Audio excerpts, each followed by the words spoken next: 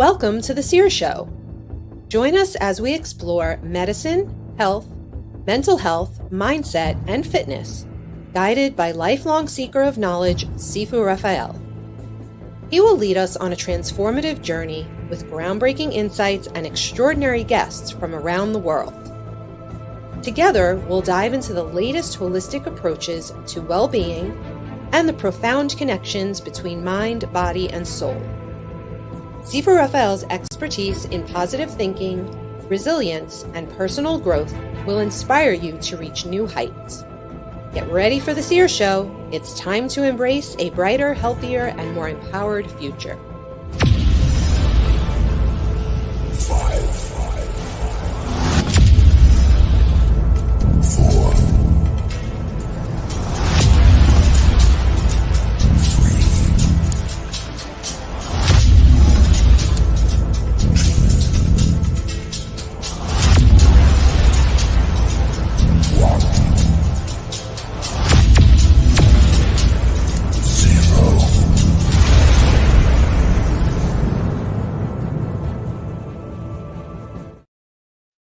June, good morning. Thank you so much for joining me on the Seer Show. How are you today? I'm fantastic. Thank you for having me. Oh, it's a pleasure. It's a pleasure. So I know you have amazing things to talk about, and I love this book so far. So I know there's a lot of great things that we can talk about in the book, and I'd love to definitely do a deep dive with you if you don't mind. Sure. Anything you want to Tell know. me, tell me what was your inspiration for writing the book? So I started the Relationship Mastery Program, which is a 7-week online course about 4 or 5 years ago to help people reconcile issues with their relationships, whether it was a marriage or otherwise. And the results were absolutely astronomically incredible. And what I learned by putting all these people through the program is that everyone is working on the same 5 soul lessons. And I'm able to teach those 5 lessons through the program. Didn't even realize at the time that these were the lessons that I was teaching. And, I literally save relationships one person at a time because I only work with one person.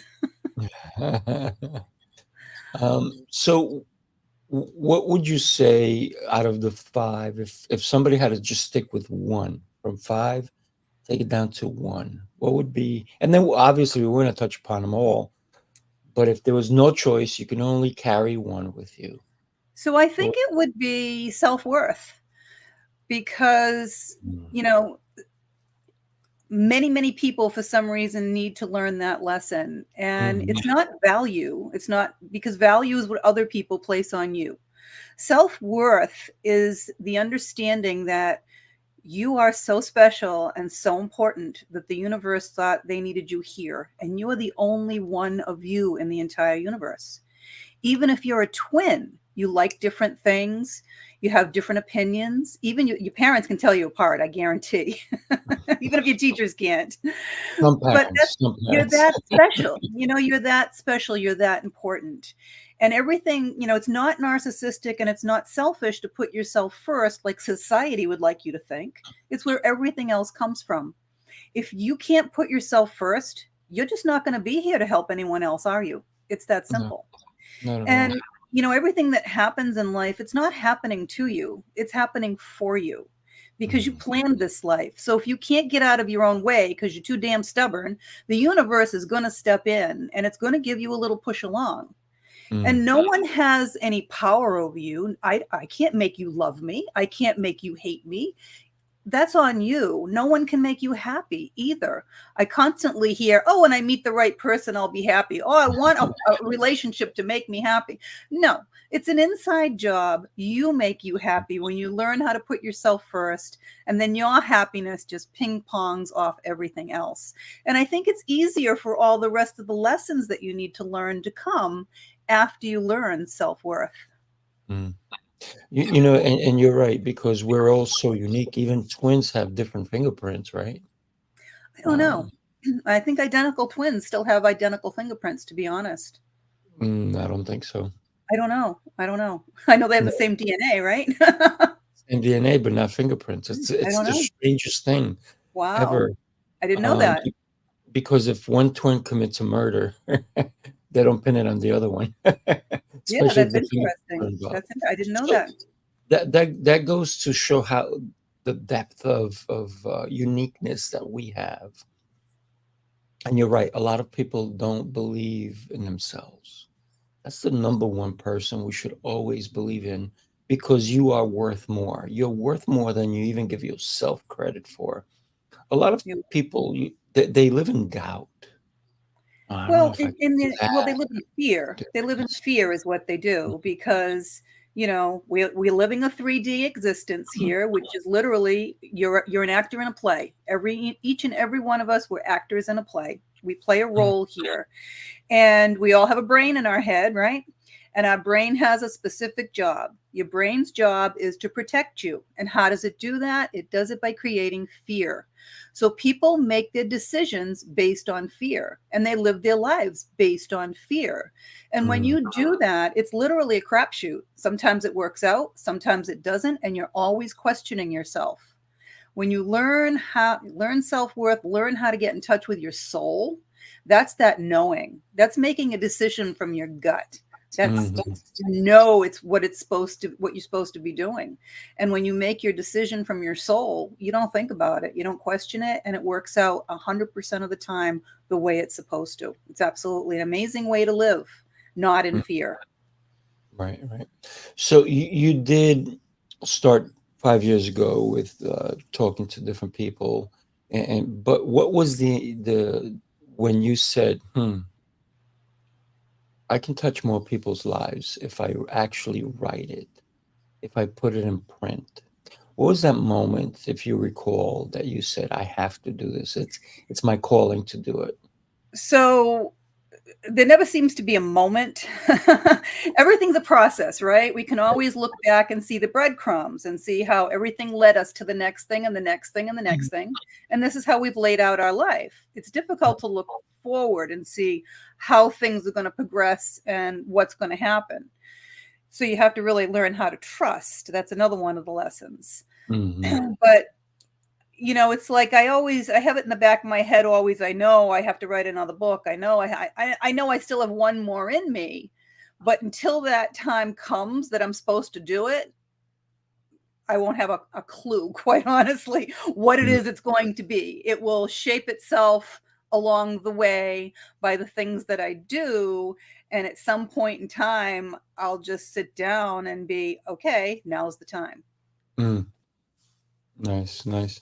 There is a process, right? When somebody writes a book, it's not like they go to sleep, they wake up the next morning, they write a whole book or novel, There's right? supposed to be a cross process. Quite honestly, I'm more chaotic than process. I started writing my autobiography. I started writing that 35 years ago Mm, and kept deleting it and really sat down to write it about 10 years ago. And in the process of writing it, I just kept hearing, you've got to write the book. You've got to write the book. And I'm like, mm. I'm writing the book. What are you talking about? They're like, no, the other book. I'm like, what other book? And they're like, I was teaching mediumship and psychic development at the time. Mhm. And the angel apparently wanted me to write a book for my students to take home as a guide. Wow. So I'm like, listen, if you want me to write that book, you're going to have to help me because I'm writing this book. I'm teaching, I'm taking care of my elderly parents that are passing away. I don't have Mm. time. So I literally channeled the highest guide from the other side, and I wrote and published my first book in 6 weeks. Wow. And it's not a bestseller like this one, but it's a huge Mm, seller. And it actually teaches everything that I used to in mediumship and psychic development. So if people want to learn how to improve their abilities, because mm. everyone has them, I recommend they get that book. It's called A Night on the Other Side, and they can Wow. really improve their abilities. That's incredible. That's 6 weeks, huh? 6 weeks, my first one. Yeah. Nice, nice. How long did this one take you, by the way? This one probably took me about 4 months, 5 months. I really started putting the pressure on myself because Mm, I was very disorganized writing this book. And, I just kept coming out with more thoughts and more thoughts and more thoughts. And finally, I just had to ask the other side, help. I feel it's totally disorganized. And I literally just started moving chapters around and it all fell into place. Right. Wow. That's incredible. So what when you're thinking about when you're speaking, the words that you say, the impact you make daily, but a lot of times people say things, right? And they don't realize that the one person who is truly listening is ourselves, right? That's Well, I think a lot of yeah. people don't realize that. Self-talk is very important. Self-talk is Well, no, that's extremely. not what I'm talking about. I'm talking about when you speak to someone else. That's not, you're not just sitting by yourself. You're saying things to people, and the words you say, a lot of people say, "Well, I said it to them. It's on them now." No, but actually, because they came through you, they actually affect you as well. What do you think about that? Well, that would be a conversation, right? You're Hmm. talking about conversation. Well, everything, you know, words have power. And what's interesting about words, if you don't choose them carefully, you can't take them back. Hmm. If you say something to someone that's very unkind, it's very difficult to take that back. You can say you're sorry all day long, but those words stick like glue to people. And it's Hmm. very hard sometimes to reverse that process. And, some people are able to forgive easier than others. And even if they say they're forgiving you for something, there's a buildup there. It's like gunk, Hmm. Hmm. and yeah, it's all negativity. If you're putting out negativity, it just keeps sticking and it's staying and it builds up. It's not a good thing. So be careful what you say to people. Absolutely. Hmm. They impact, right? Our words, whether we know it or not, they impact. You can tell somebody you love them or you hate them, but it's also body language. I think that when we start that communication process, how do we feel? How do we make someone else feel with the words we use? So talk to me. We already have. You've given us two of the five. What's another one that's important? Well, I've Going on. actually given you one of the five. I only gave you You half of said the second. truth was another one. You said Gave you truth was half of the another one. second one. So So give us the another next one. lesson, the next lesson is trust in communication. And you Mhm. have to trust that there's a higher power. And it doesn't matter what religion you choose to follow or what you choose to follow, there is only one. And I've never Mhm. met an atheist on their deathbed. The closer you get, the more you're curious and want to know. And you also have to trust that you planned this life. So, whatever's happening in your life, as much as you think it might be devastating, it's really happening for a specific reason. It's going to change things in your life, and something good comes out of everything. And you have to really look sometimes to find that, but it's there. And you have to be able to communicate to the people in your life your wants, your needs, and your desires. Because if you can't do that, they're not going to know. We don't work with osmosis. They don't automatically know because you're just there or assume that they know. And communication is extremely important no matter who it is or where it is. And Mhm. then sex is just another form of communication. If you can't trust and communicate outside the bedroom, you're never going to be able to do it inside the bedroom. Right. So that communication, it's how you carry it everywhere, right? The way you communicate with one person, probably for the most part, should be the way you communicate with everyone, right? Not necessarily. Not For necessarily. the I don't most part, walk I around mean, hugging strangers all the time. Sometimes I do, but not all the time. But me you know, I, too. yeah, I mean, I don't tell strangers I love them every day, but I certainly tell my family and my children. No, I'm not saying that you're going to go running around and telling people I love you or give them hugs, but the way you communicate, the kindness, the words that you use, the way you even if somebody pulled you on the aside and say, "Hey, how do I get to so and so?" and you never met them before, but it's the way you say it to them with the kindness of your heart. That's what I Yeah. meant. mean, we're all human and we all had bad days, but it costs nothing to be kind to someone. And you might be the person that makes the difference in their life, even if it's just, the person Wow. behind the checkout at the grocery store, right? You can sit there and get all upset because the price is wrong and start yelling at them and they're like, I quit, right? Or you can be, oh, you're wonderful the way you handled this. I really appreciate it. You do such a great job here. I love seeing your face. And they're like, Mm, oh, I didn't think anybody appreciated me at this job. mm, mm. We Yeah, all make a that's difference. what I meant. That's what I Yeah. meant when I said the way you communicate should come across. Because you know what? If somebody is nasty, they're going to be nasty to the family, the employees, the people they meet across the way. So I believe that when we believe we're self-worth, then our communication will be so much better. Well, yeah, a lot of times it's just a reflection of us, right? Other Mhm, people are mirrors for us. And if we're unhappy with ourselves and we don't have self-worth, mhm, then we're not going to, respect other people either. And that miserable attitude that you have is just going to overflow and bubble over. mhm. Yeah. I'm loving this conversation. So give us another one. So we had trust and communication. So the next one is unconditional love. And Mm, unconditional love is very difficult for people to grasp. I've even um, had people say to me that, well, there's always a condition, mm, no matter what it is, there's always a condition. Well, there really sometimes, it's not a matter of that. There isn't always a condition. Suppose, you're in this miserable relationship with someone or an abusive relationship, and you're staying there playing the martyr because I'm supposed to be here because I have to practice unconditional love. That's not what unconditional love is. And that's where the lesson of self-worth will kick back in again, because all the lessons are always reinforcing each other. So, unconditional love is truly meaning it when you say it and say, listen, I want the best for you. I really do. I want the best for me. This is not working.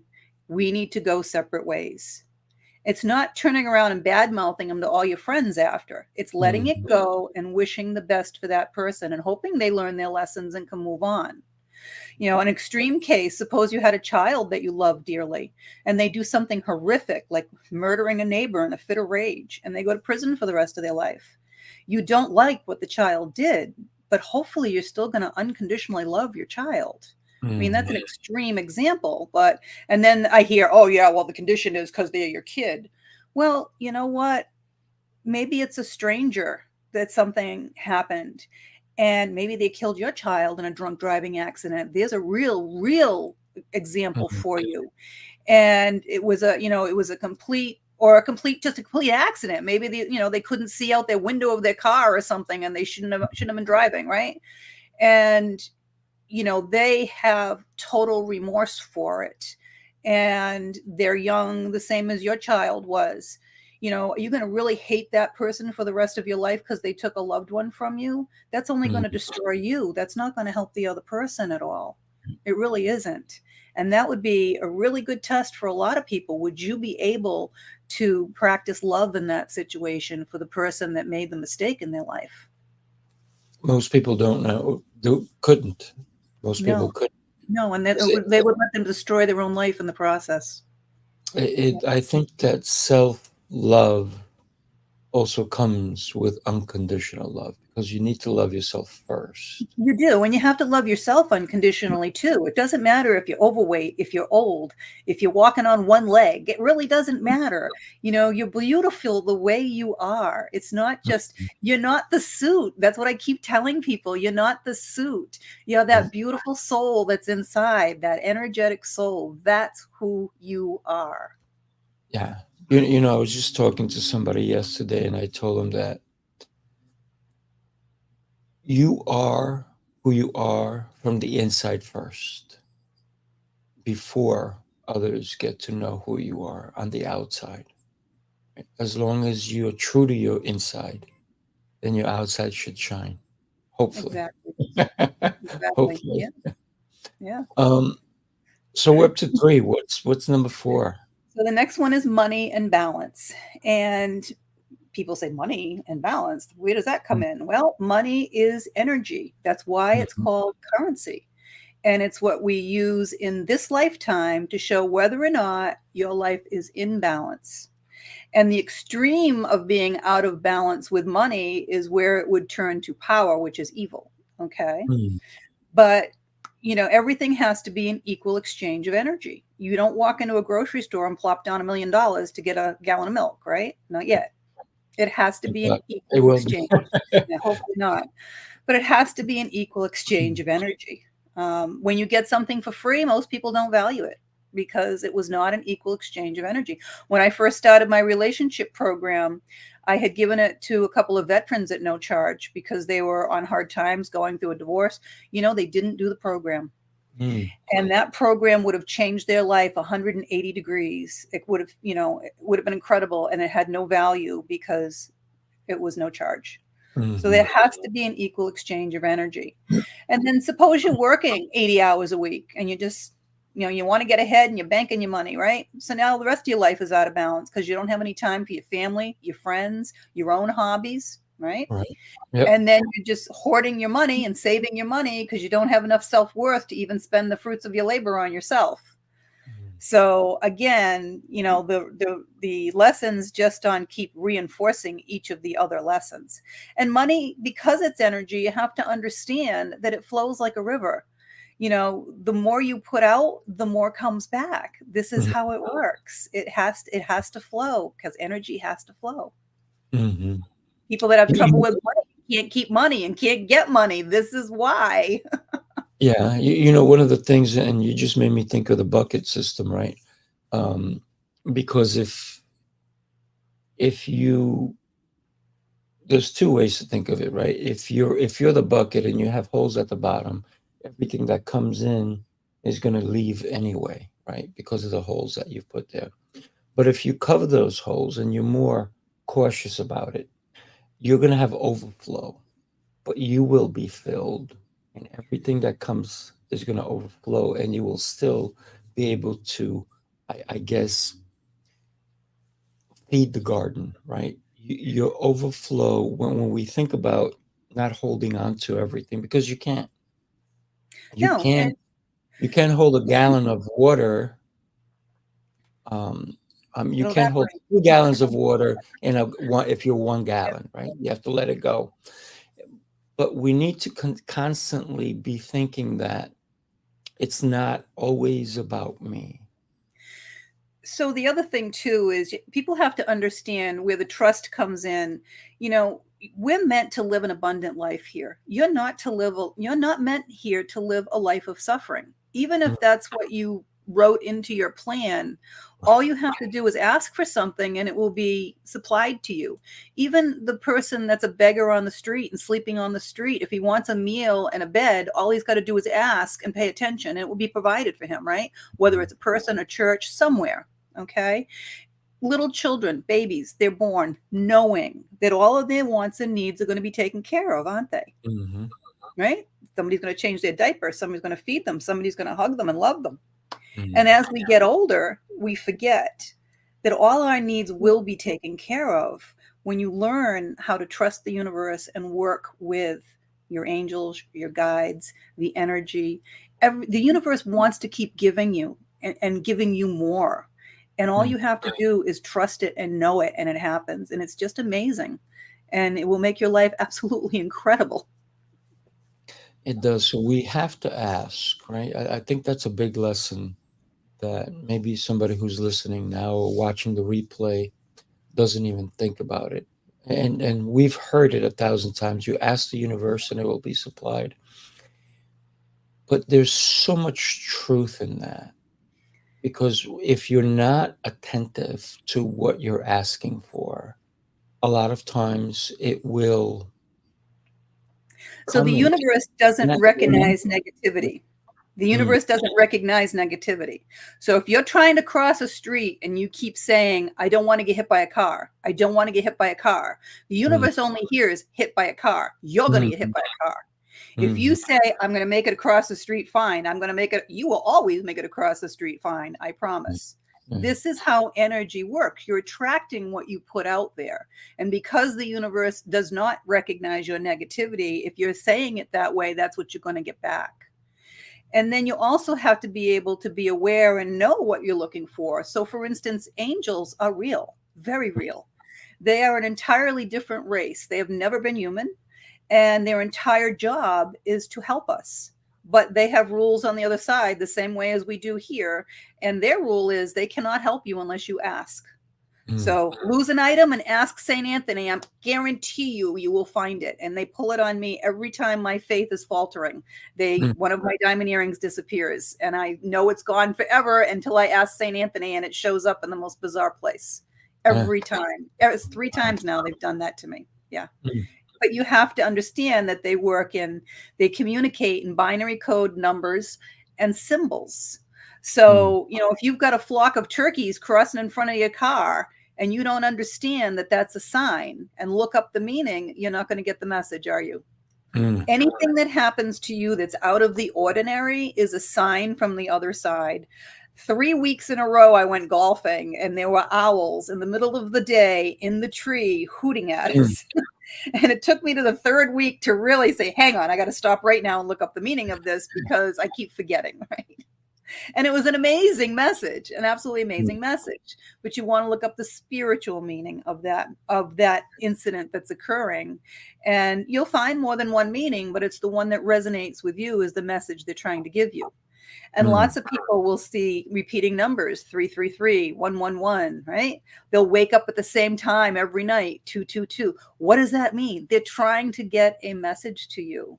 Look up the spiritual meaning of that number that you keep seeing, and you'll know the message that they're trying to give you. They're always trying to give you the breadcrumbs to move forward, to put you on the path you're supposed to be on.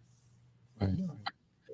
It's when you were talking about that we're not listening to the message, it reminds me of that story of a gentleman that climbs to there's a flood, a bad flood. He climbs to the roof of his house and he says, Lord, save me.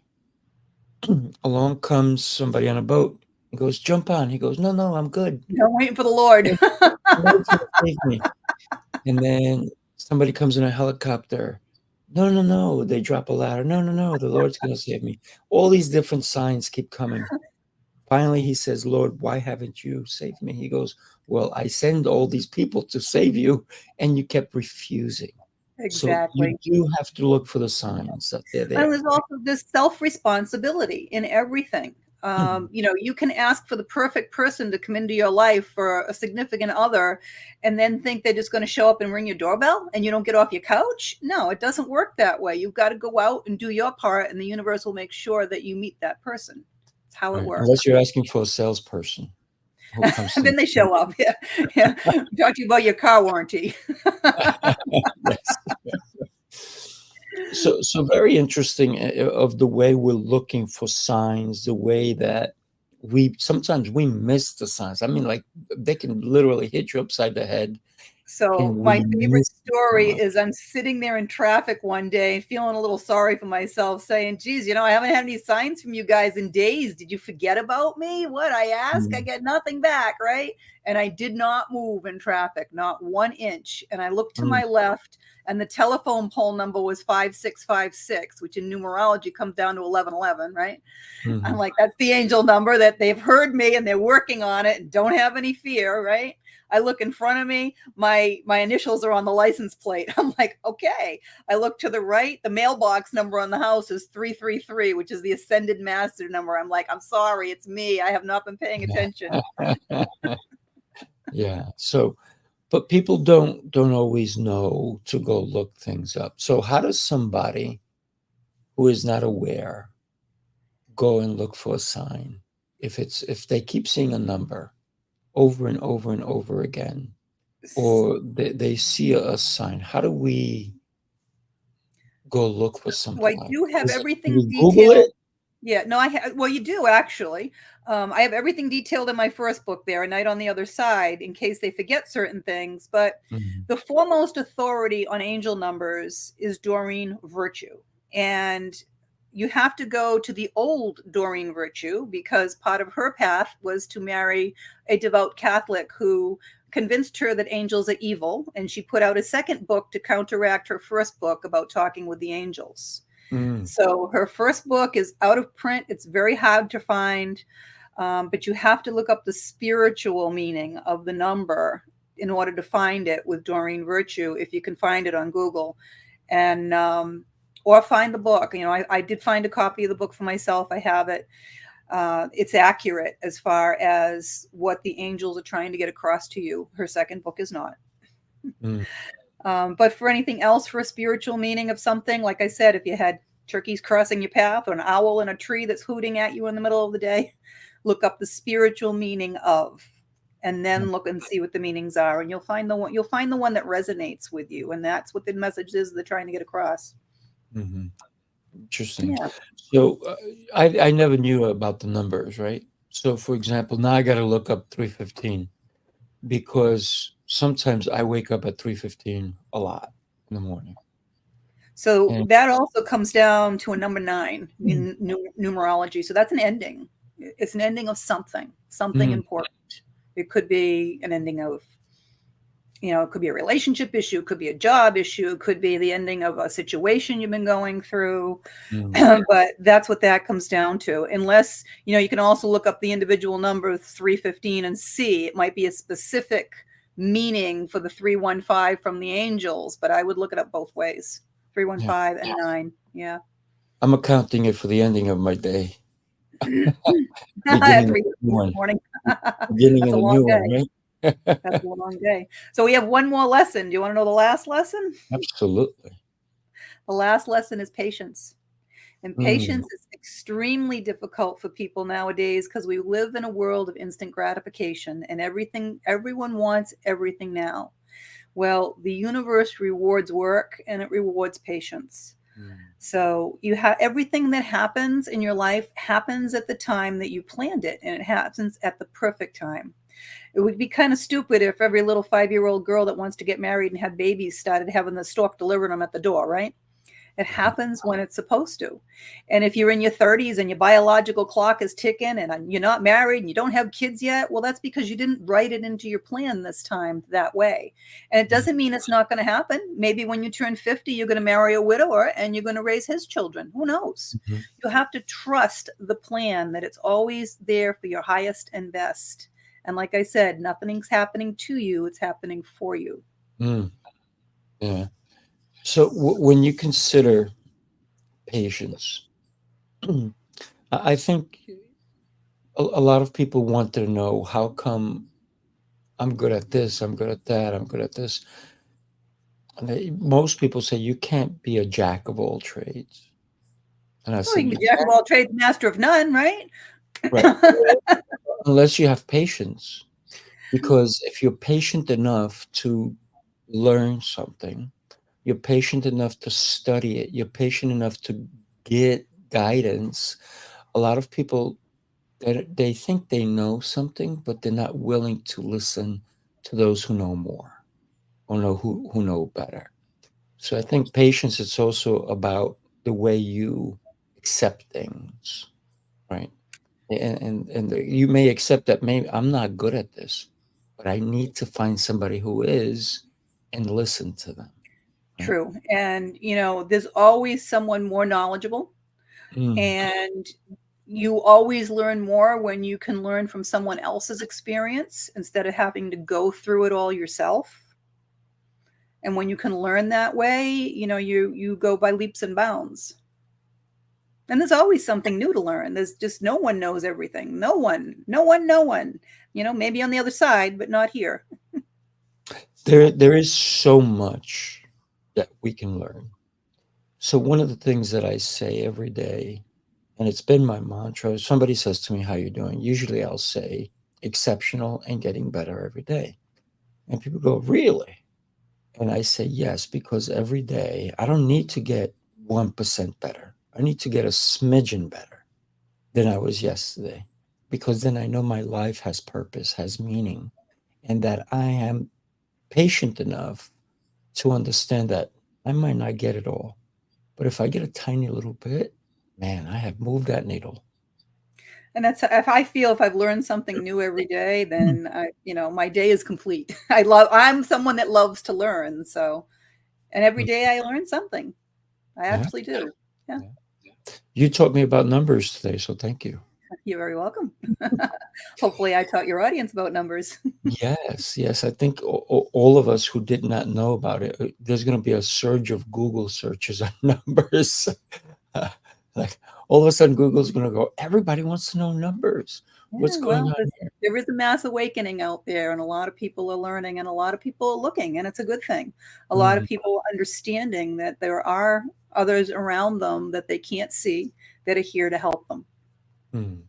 I truly feel that. I definitely have a guardian angel for sure. Well, everyone has a guardian angel, but your guardian angel is not an angel.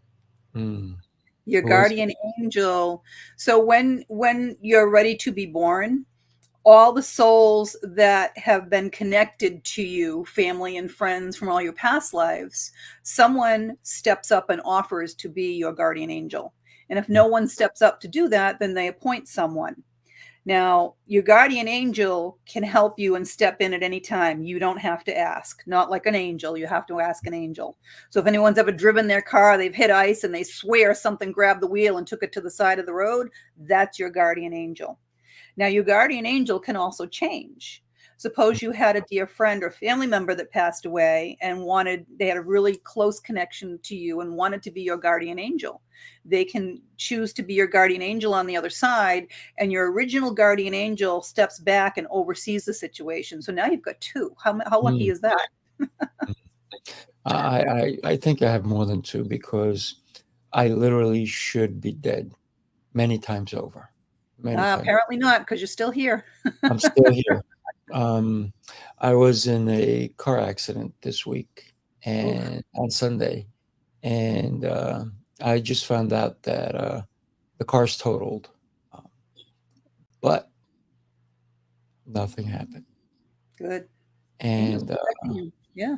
telling you, and so when and somebody said, actually, the guy who we took the car to get taken a look at, he goes, "You got hit so hard that the underneath is all gone, Wow. and the bar between the doors is you'd be dead if it wasn't for that." Right? Wow. So, and what I said to this person is, it's because every day I wake up in gratitude and I pray and I thank the Lord that He's given me a chance, a They're life. keeping you around. They're And keeping you around for a reason. We're here for a reason. I came back for a reason, right? I came back here by choice. So Yeah. I came back for a reason. I didn't know it at the time, but I laugh now. I'm like, you guys knew I was coming back. So when we consider that when we are living our purpose, so every morning I wake up and I say, Lord, please allow me to help as many of my brothers and sisters as I can. That's why we're here. Allow, Ultimately, it's why we're here. allow me to assist, allow me to open their eyes and share and make them better in any way I can. And I think that is my purpose. That is my purpose, to help as many people as I can. Yeah, no one is an And island. No one yeah, got and where I they think the are. more people that we help, the more people we can help, I think the more full we feel. Right? So everyone has to have purpose. Even on the other side, when you're in heaven, there's jobs to do, there's things to do. Everyone has to have purpose. And the more purpose you have, the more you help, the better you feel. And the more gratitude you have, the more they'll give you. Mm-hmm. Because ultimately, we are here to help each other. Other than learning our lessons and enjoying this lifetime, we're all here to help each other. People forget that. Definitely. So if somebody wanted to get in touch with you and go deeper into this with you, or even start being coached by you, they would go to your website, right? JuneEdward.com. Yep, there are videos they can watch. There's links to all of my books. There's a free webinar that they can sign up to take and learn a little bit Mm, more about how energy works. And yes. if they feel that they want information on the relationship mastery program, they can schedule a call with me for that after and see if they're a good fit for the program. And they can schedule appointments with me as well for readings, mediumship, Akashic records, destiny cards, astrology, whatever they'd like. Mm. So when did you realize that you had these gifts? So my first memory was around the age of 3, waking up in the morning, hearing my name called and thinking it was my parents and finding them fast asleep. But when I went back into my room, I started seeing all the faces in my room, which was very, Mm. very scary. Oh, As a wow. child, it's a scary thing. Yeah. And when you get a little bit older, you think everybody else is seeing what you're seeing and they're not. And when you start knowing things are going to happen before they happen and you tell other kids, they can be pretty cruel. Mm. So I blocked my abilities the best I could for the majority of my life, although I was more in touch with my soul than I realized. And that was, I think that was after I passed and came back. I was really in touch with my soul and I followed that knowing. And people thought I was crazy, but I've been in business my whole life and I'm opening businesses that I have no knowledge in and don't have any experience in because I just know this is what I'm supposed to do. And it Mm. works out fine. Yeah. So it was about 11 years ago, I guess, having trouble in business that I started to meditate and it kicked the door into the other side big time. They're like, she's ready. So when you say you came back, tell us about that. What does that mean to us? So I injured my back when I was 22, and then I got pregnant right after. I'd been trying to conceive and ended up in bed for the last 3 or 4 months of my pregnancy. And after that, going back to the back doctor, finding out that I had, ruptured discs in my back and needed Mm. surgery. And I just knew that if I had the surgery, I was going to die. So I put it Mm. off as long as I could. I put it off for 5 years. Oh And my God. before I went in, I told everybody that I knew that I think I'm going to die. And they're like, oh, no, you're just afraid. You'll be fine. I'm like, I'm telling you. And sure enough, the night before the surgery, they did an MRI with a contrast dye. And I told them I thought I was allergic to it. I'd had it once before and I had a very bad reaction to it. Couldn't get off the table for hours. And they're like, oh, everybody has that reaction. It's normal. I'm like, all right, what do I know, right? I'm not the doctor. I'm just the patient. And as soon as they injected it into the IV, I died. And Mm. I never even heard the term near death experience, NDE, until a few years ago, because I knew I died. And, scientists coined that term because they haven't been able to quantify it yet. Mm. But I've since learned that less than 10% of the people that have an NDE or death experience get to the level that I got to, which is the lowest level of heaven, 5th dimension, and have a full life review. Mm. And then it's like sitting in the front row of an IMAX theater and everything's going by. And I was told that it wasn't my time. I could stay if I wanted to, or I could come back. And it was a very difficult decision. Mm. Then I remembered I had 2 children and I hadn't had my 3rd one yet. Mm. And I knew that that was one of the biggest reasons that I was here to begin with. And that was the reason that I decided to come back. And when I made that decision, I was back in my body instantly. Mm. How long were you out? I don't know. They claim brain damage sets in at 3 minutes, but there's many exceptions to that. And from Mm. everything that was happening, he had to push the button on the wall. They had to come in with a crash cart. They did the paddles. They injected the line. They tipped the table up and was slapping me back and forth, saying they couldn't lose me. I'm watching all this happen as I'm listening to the conversations happening with the nurses in the hallway and watching the movie go by. Oh So my there was a God. lot going on, but I could see it all. I'd have to guess it was at least 5 minutes that it took all that time. Mm. But it's interesting when you think of quantum physics and the speed of light. The speed of light is over 300 million miles a second. Mm. And when my soul, which is pure energy, left my body and went into the light, went to heaven, I was traveling at that speed. And then when it came back in my body at that speed, my vibration is automatically heavier. It's higher than most. And I believe that's the reason that I can access heaven at will and go back and forth to the fifth dimension anytime I want. But it's amazing when you raise your vibration and connect to the other side. And that's the goal for everyone here, to raise their vibration and connect to their soul, because your soul is much bigger than what's in your body. Okay. You have some of it in your body. You have some of it over your head that they call an aura, that some people can see. And the majority of your soul is actually in the lowest level of heaven, the fifth dimension. So when you meditate and get in touch with your soul, you're not just getting in touch with what's inside, you're getting in touch with the majority that's at that real high vibration on the other side and has all the knowledge of all your lifetimes. Incredible, incredible. Well, we're happy you're back. Me too. And thank you so much for being on the show. And I know that we have a couple of more shows that we're going to be doing together, and I'm thrilled that you have accepted that I can have you as on my shows, and I am thrilled that you're going to be on. So what's one takeaway that you have gained from all of this?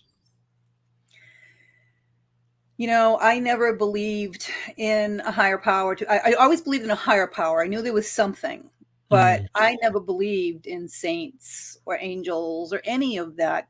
I was exposed to a lot of religions growing up, and they're all right and they're all wrong. As long as they're teaching community, helping each other, and love, then they're on the right track. When they start going off track, then they're just off track. And people really need to understand that there is a higher power and there is more out there helping you. You can't see the air you're breathing, but it's there. You can't see the microwaves cooking your food, but it's working, isn't it? It's there. And when you realize how energy works, everybody's walked into a funeral and felt that low vibration and that low energy, right?